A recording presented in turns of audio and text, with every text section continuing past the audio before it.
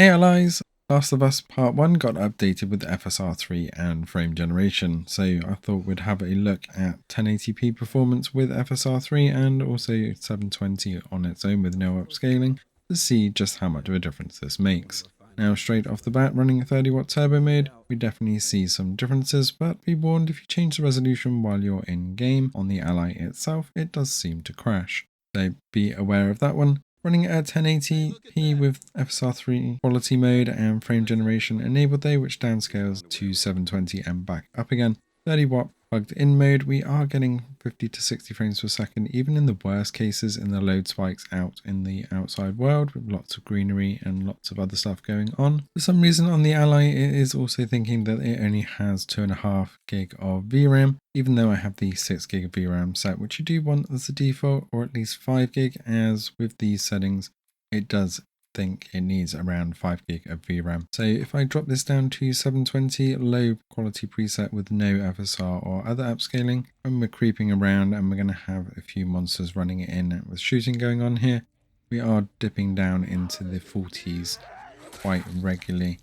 even though we are indoors, and this is generally a lot better running indoors. It does go up into the 50s and it does look very clean and absolutely no input latency because we've got no upscaling technologies running at all, and it does look very good. So if you just want to sit around the 40-50 mark, you will be able to run this at 720p with no upscaling, and outside you will dip down into the 30s occasionally, but it still runs very well. As you can see, even with lots of effects going off with the monsters, we're still sticking in that 40 range. We're going 10 frame generation on there and up the resolution to 1080, so it downscales it back to 720 with that frame generation.